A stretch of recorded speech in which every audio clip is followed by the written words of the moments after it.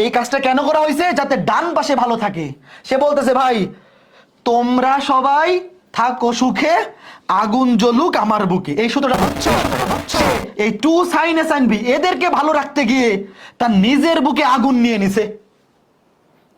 এরপরে আর ভুলবা দেখো, সে বলতেছে যে তোমরা সবাই, এই যে তোমরা সবাই থাকো সুখে, তোমাদের বুকে কোনো মাইনাস না আসুক, আগুন যা জ্বলার সেটা আমার বুকেই জ্বলুক।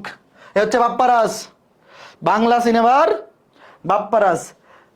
তোমরা থাকো সুখে, আগুন যা জ্বলার সেটা আমার বুকেই জ্বলুক, ঝামেলা যা হওয়ার সেটা আমার মধ্যেই হোক, তাও তোমার যাতে কোনো সমস্যা না হয়।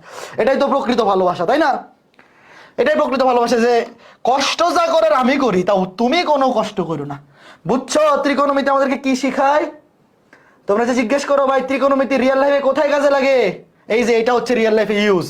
যত কষ্টই যাই হোক সব তুমি নিয়ে নাও, তাও তোমার ভালোবাসার মানুষ, যেমন তোমার বাবা মা, ভাই বোন, আত্মীয় স্বজন বা তোমার প্রিয় মানুষ, তাকে কষ্ট না দিয়ে নিজে কষ্ট নিতে পারতে হবে, শিখতে হবে। এটাই হচ্ছে ত্রিকোণমিতি।